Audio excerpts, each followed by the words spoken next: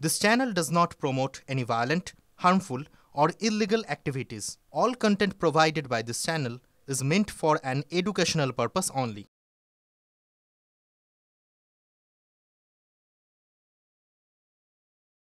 হাত বাড়ালেই দাদা প্রথমে একটু একটু করে কলেজের ক্ষমতাবানদের সঙ্গে ওঠা বসা, এইভাবে আস্তে আস্তে চাকরি বাগিয়ে নেওয়া।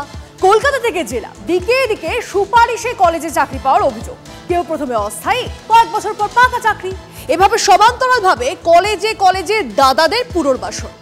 UEM Jaipur is a perfect target for prospective students aspiring for good jobs, good education with future-ready skills.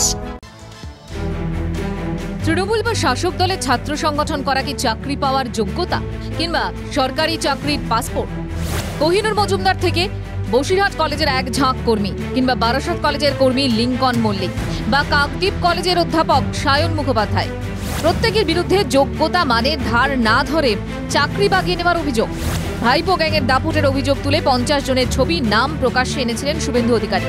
রাজ্যের বিরোধী দলনেতার প্রকাশ করা নথিতে দাবি করা হয় টালিগঞ্জ ITI এর অশিক্ষক কর্মী তৃণমূল মুখপাত্র কোহিনুর মজুমদার। 50 জনের একটা গ্যালারি ক্যালেন্ডার, এদের নাম হচ্ছে আমার দেওয়া নাম ভাইপো গ্যাং। এটা হিমশৈলের চূড়ামাত্র। কোহিনুরের পাল্টা চ্যালেঞ্জ, শুভেন্দুর দাবি প্রমাণ হলে রাজনীতি ছেড়ে দেবেন।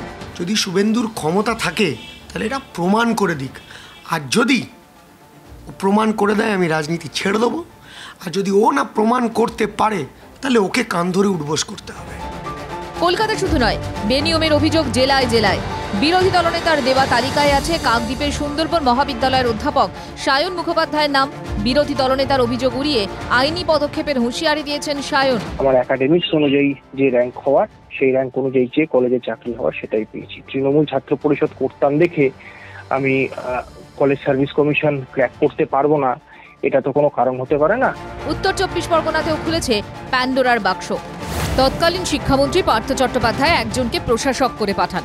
প্রশাসকের হাত ধরে 2019-এ চাকরি পান লিঙ্কন সহ কয়েকজন।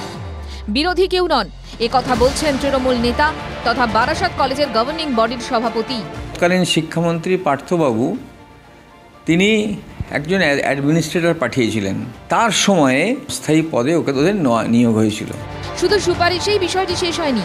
অভিযোগ 2019-এ বিজ্ঞপ্তি ছাড়াই বারাসত কলেজে একের পর এক কর্মী নিয়োগ হয়। স্টাফ নেওয়ার জন্য কোনো বিজ্ঞপ্তি জারি হয়নি। 2010 সালে 11 জনের ভ্যাকেন্সি বেরিয়েছিল আমাদের বারাসত কলেজ থেকেই, সেই সময় 19 জনকে নেওয়া হয়েছিল। এই 8 জন কিভাবে কি নেওয়া হলো এখনো পর্যন্ত সেটা কিন্তু ধোঁয়াশার মধ্যে রয়েছে।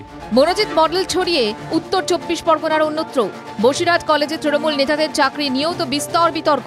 বসিরহাটের এক বিজেপি নেতার দাবি, বসিরহাট পুরসভার চেয়ারপারসনের স্বামী তৃণমূল জেলা সভাপতির ভাই সহ 8 জন বসিরহাট কলেজে চাকরি পেয়েছেন। তারা শুধু শাসক দল করেন বলেই। কোনো যোগ্যতাই নেই, এরা বিনা যোগ্যতায় চাকরি করছে। তদন্ত দাবি করছি এবং দৃষ্টান্তমূলক শাস্তির দাবি করছি, সিবিআই তদন্তের দাবি করছি। এই প্রভাব খাটিয়ে চাকরি পাই। ক্যাজুয়ালি কর্মচারীর যা ক্রাইটেরিয়া, সেই ক্রাইটেরিয়াতে আমাদেরকে হিট করেছে, তাই নিয়েছে কলেজ। ইন্টারভিউ দেওয়ার মাধ্যমে মেচকাতো তাই। এই প্রেক্ষাপটে মুখ খুলেছেন যোগেশচন্দ্র চৌধুরী কলেজের অধ্যক্ষ পঙ্কজ রায়। তার অভিযোগ, কলেজের গভর্নিং বডিতে থাকা সরকারি প্রতিনিধি চাপ দিয়ে ছাত্রনেতা সাব্বির ও সার্থক বন্দ্যোপাধ্যায়ের দাদাকে অস্থায়ী কর্মীর চাকরি দেওয়ার জন্য চাপ দিয়েছেন। আমি এর একটা নিরপেক্ষ তদন্ত দাবি করেছি এবং শিক্ষামন্ত্রী, উপাচার্য এবং আচার্য, ইউজিসির চেয়ারম্যান এবং গভর্নমেন্ট অফ ইন্ডিয়ার সচিবকে আমি এটা জানিয়েছি। ছাত্র ভোটের বালাই নেই, জাঁকিয়ে বসেছে দাদারা। আর শিক্ষাঙ্গনে গণধর্ষণ থেকে মদ্যপান, মাথা টেপানোর মতো নানা অভিযোগ তো উঠছিলই।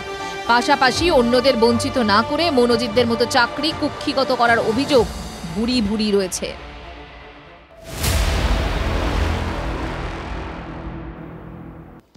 বিপ্লবী না লিখে সন্ত্রাসবাদী, মহাবিতর্কের জন্ম দিয়েছে বিদ্যাসাগর বিশ্ববিদ্যালয়ের প্রশ্নপত্র।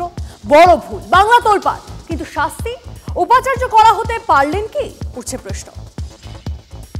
লজ্জার বিষয়, আমার নিজের লজ্জা লাগছে। অবশ্যই নিন্দনীয় ঘটনা, নিন্দনীয় এবং লজ্জার ঘটনা, অত্যন্ত অপমানকর। এটা ভুল তো আমার মনে হয় না, এটা শুধু অপরাধ।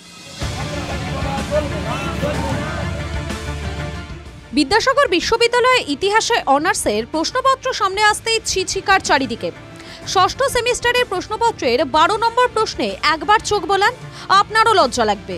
মেদিনীপুরের 3 জন জেলা ম্যাজিস্ট্রেটের নাম করো যারা সন্ত্রাসবাদীদের দ্বারা নিহত হন।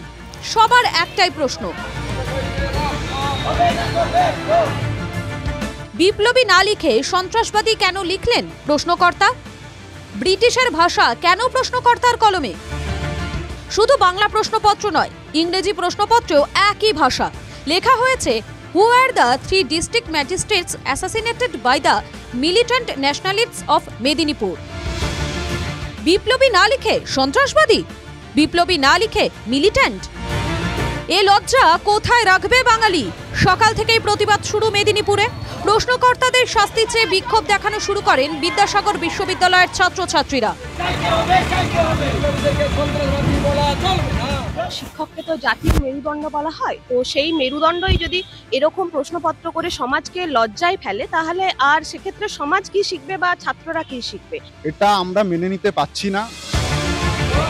স্বাধীনতা সংগ্রামীর পরিবারের মাথাও লজ্জায় হেট।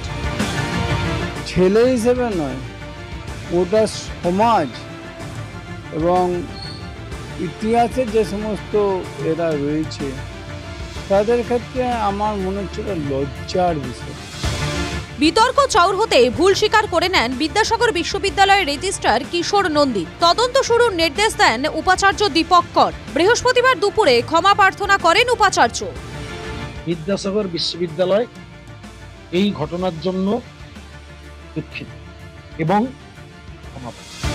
প্রশ্নকর্তাকে চিহ্নিত করতে পেরেছে বিশ্ববিদ্যালয় কর্তৃপক্ষ, কিন্তু শাস্তি নিতান্তই মামুলি। উপাচার্য জানিয়েছেন, ইউজি বোর্ড অব স্টাডিজের চেয়ারম্যান ও সংশ্লিষ্ট সদস্যকে অব্যাহতি।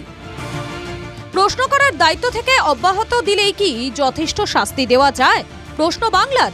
উপাচার্যের নরম মনোভাব তাঁর কথাতেই স্পষ্ট। টাইপোগ্রাফিক্যাল বা প্রিন্টিং এরার যেটা আমরা ডিটেক্ট করা উচিত ছিল প্রুফ দেখার সময়, সেটা ডিটেক্টেড হয়নি, কিন্তু এটা অনিচ্ছাকৃত এবং অসাবধানতাবশত। অনিচ্ছাকৃত, অসাবধানতাবশত লেখার ভুল, ছাপার ভুল, আর কোনো যুক্তি কি বাকি ছিল? বিপ্লবীদের সন্ত্রাসবাদী আখ্যা দেওয়া নিয়ে শুরু হয়েছে রাজনীতির মাটি উত্তপ্ত। বিমল দাশগুপ্ত, অনাথ বন্ধু পাঁজা, প্রদ্যুৎ কুমার ভট্টাচার্য, শুভ্রাংশু পাল, এদেরকে সন্ত্রাসবাদী বলার জন্য মুখ্যমন্ত্রীকে ক্ষমা চাইতে হবে। মেদিনীপুর হচ্ছে স্বাধীনতা আন্দোলনের একটা পীঠস্থান, সেখানে একটা বিশ্ববিদ্যালয় বিদ্যাসাগরের নামে, সেখানে কত অপদার্থ পরীক্ষক নিযুক্ত হয়েছে মমতার আমলে, এটা বোঝা যাচ্ছে। এটা মুখ্যমন্ত্রী যে রাজনৈতিক দলের গর্ভ থেকে তার দলের জন্ম দিয়েছেন, সেই কংগ্রেস কার্যত ওই ব্রিটিশের শেখানো কথা বিপ্লবীদের চিরকাল সন্ত্রাসবাদী মনে করে এসেছে। আজকে ভবিষ্যৎ প্রজন্মকে বিকৃত ইতিহাস শেখানোর চেষ্টা করা হচ্ছে সুপরিকল্পিত ভাবে। এটা তো সম্পূর্ণ এক ব্যক্তির বিষয়। এই প্রশ্নটা তো আর শিক্ষা দপ্তর থেকে যাচ্ছে না, এই প্রশ্নটা তো আর নবান্ন থেকে যাচ্ছে না। এবারই অবশ্য প্রথম নয়। 2014 সালেও বিপ্লবীদের সন্ত্রাসবাদী হিসেবে তুলে ধরা হয়েছিল মধ্যশিক্ষা পর্ষদের 8ম শ্রেণীর ইতিহাসের বইয়ে। তা নিয়েও বিতর্কের ঝড় ওঠে, কিন্তু আখেরে লাভ যে কিছুই হয়নি, মানসিকতার পরিবর্তন যে হয়নি, প্রমাণ করে দিলেন বিদ্যাসাগর বিশ্ববিদ্যালয়ের ইতিহাসের কোনো এক অধ্যাপক। দেবব্রত সরকারের রিপোর্ট, TV9 বাংলা।